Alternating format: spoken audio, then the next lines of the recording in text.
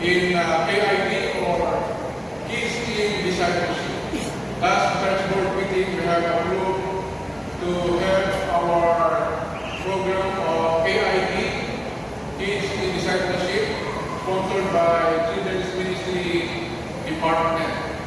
And Pastor Glenn started the sermon on last January 21, and then last Sabbath, Pamela gave the second message, and now we'll be giving the third message, and the last will be next Sabbath by Attorney Isel Bogoso and her daughter. And so, this morning, the purpose of our study is not only for the parents, but for all of us as a church to make the discipleship of our children a priority. You know, my brothers and sisters, our children need help. Our children need help because we know that children nowadays are in danger because of many things that surrounds them, that teaches them. And so, according to George Barna, in his book titled Transforming Children into Spiritual Champions, in page 58, he says, by the age of 9, most of the moral and spiritual foundation of a child are in place. It also appears that by the time the child has reached this age, it is much more difficult to change an existing view than to form a new view. Do you believe in that? That's why King Solomon says in Proverbs 22, verse 6, train up a child in the way he should go, and when he is old, he will not depart from it. This is the crucial age of children, of a child, that we need to teach them the way of the Lord, my brothers and sisters. In page 34, it says here, by the age of 13, your spiritual identity is largely set in place. I remember when I was baptized. You know that I was baptized at the age of 13. When Pastor John Carter came here in the Philippines to have an evangelistic meeting, I was one of those baptized in Rizal Stadium. And I would like to thank for my parents, especially for my mother, because she discipled me. Naalala ko na lahat kami ng kakapatid, hindi ko kami lahat, ay talagang pinagsisikapan niya na kami dalhin lahat sa church. And we grow in church, my brothers and sisters.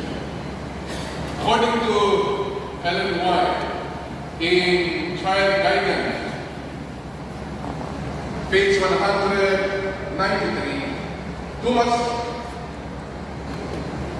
importance can be placed on early training of children.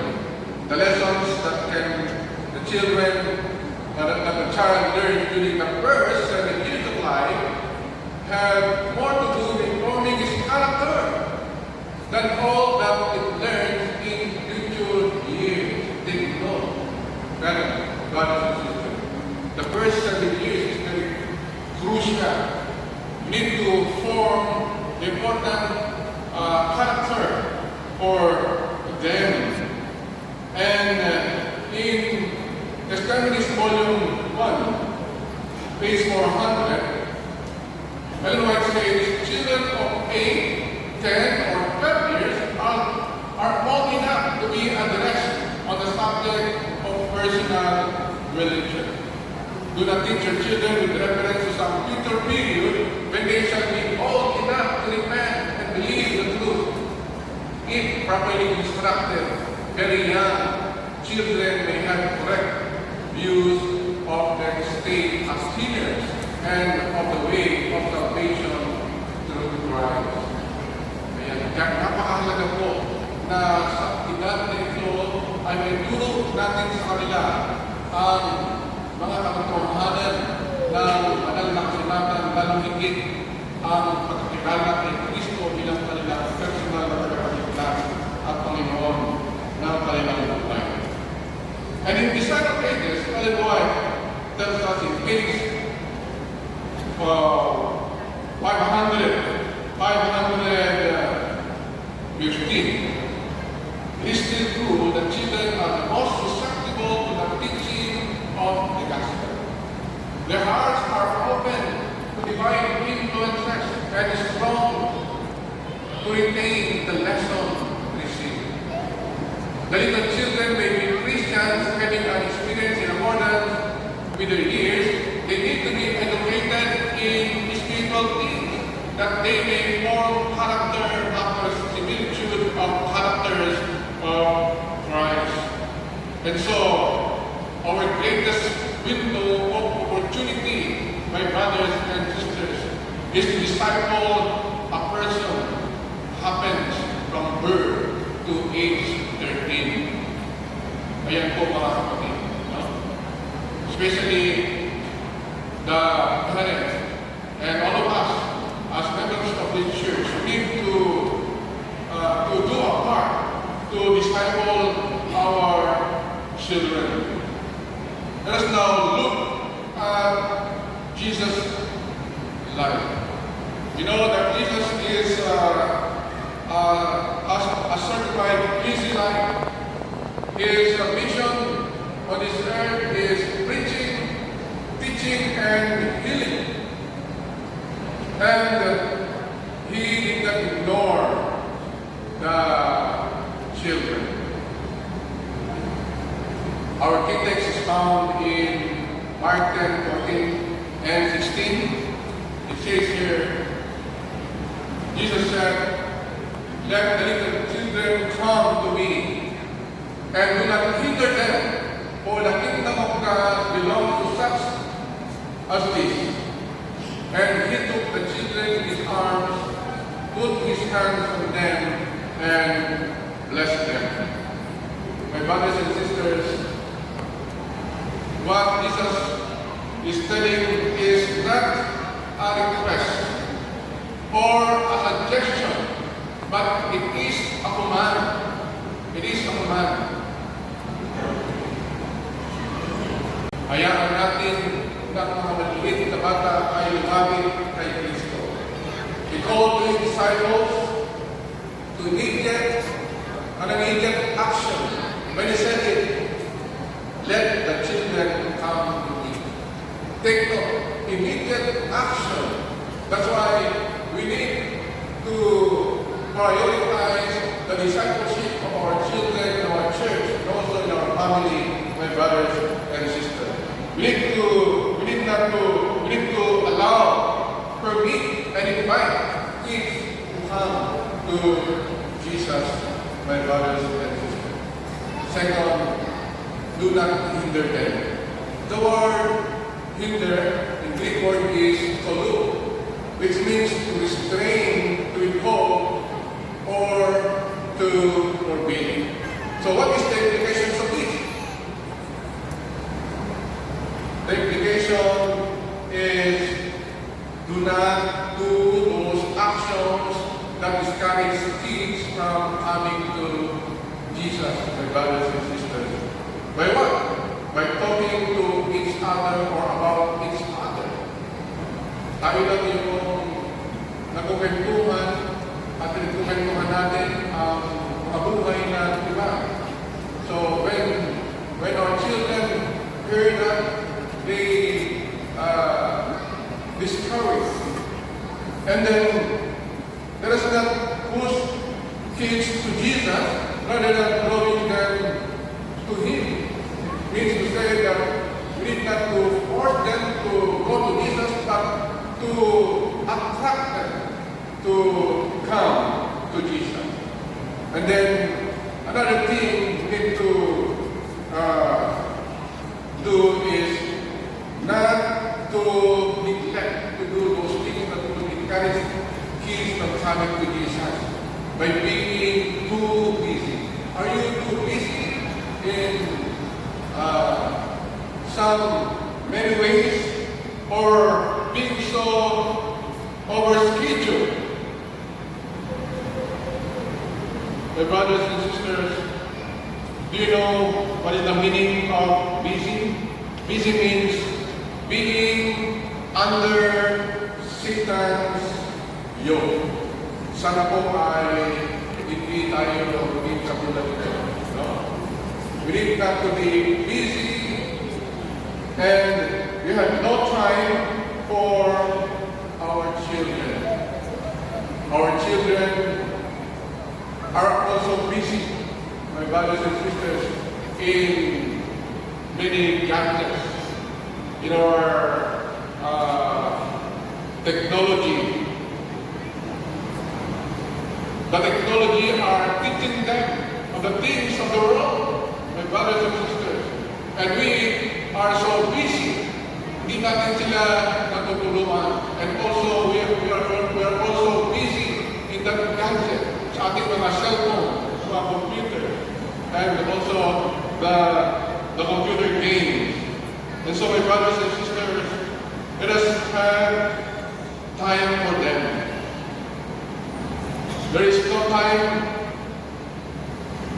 to listen to your child's question, no time to lead them in your home to the heart of worship, no time to personally disciple our kids to Christ.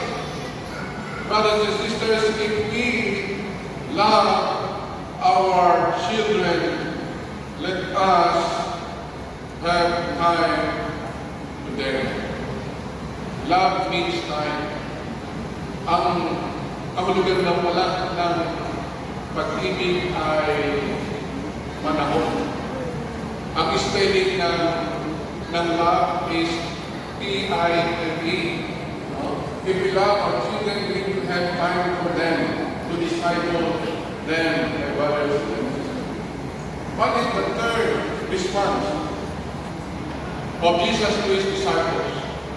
The kingdom of heaven belongs to such as this.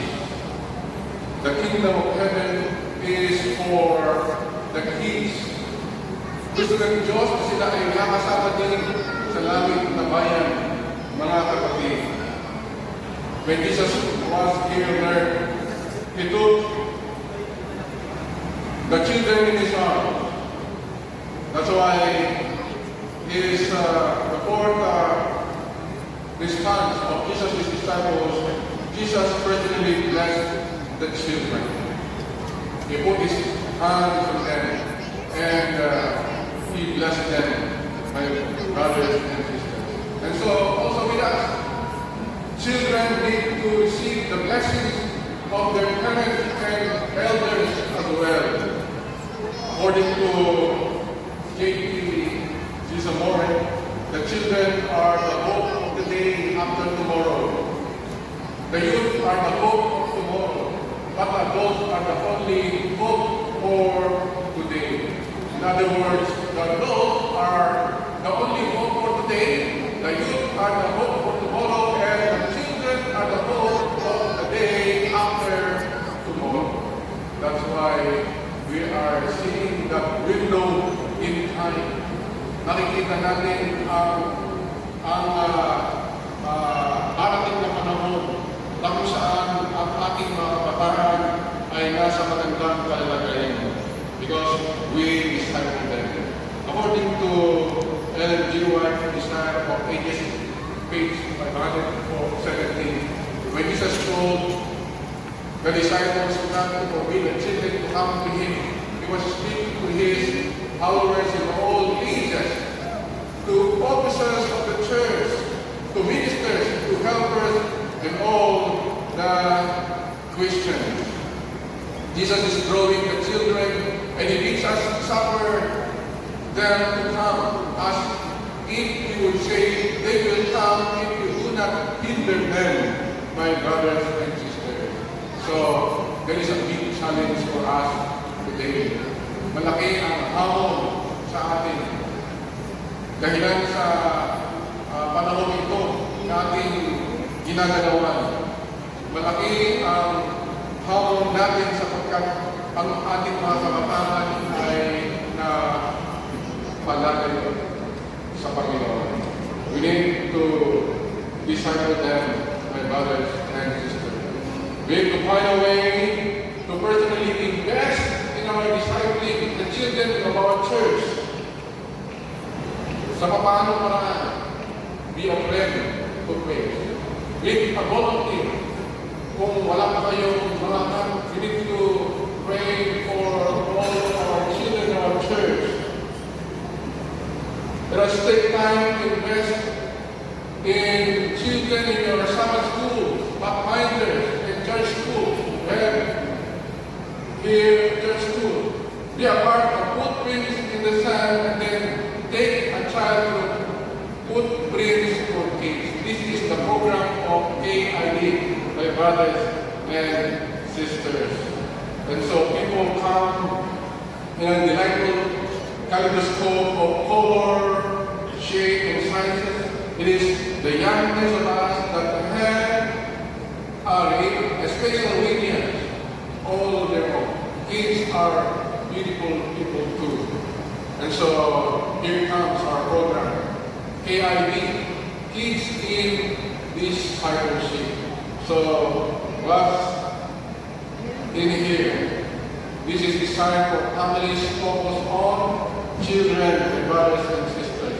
There are two series of lessons. Number one is footprints in the sand, footprints for parents and mentors with 12 lessons. And then footprints in the sand, footprints for kids. This is with 24 lessons. So if you have a child, you enroll your children in this program, brothers and sisters. But before that, parents need to be first disciple. So we have the 12 lessons for parents and mentors. And so this morning, brothers and sisters, God is calling not only for parents, but also for all of us to support this program of KID, Kids in Discipleship. And let us heed or respond positively in the call of Jesus in Mark 10:14 and 16. Let us read it again. Jesus said,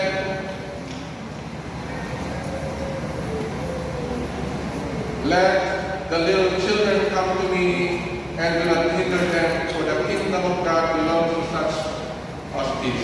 And he took the children in his arms, he put his hands on them, and blessed them. And so, my brothers and sisters, God bless us all as we unite in discipling our children, first of all in our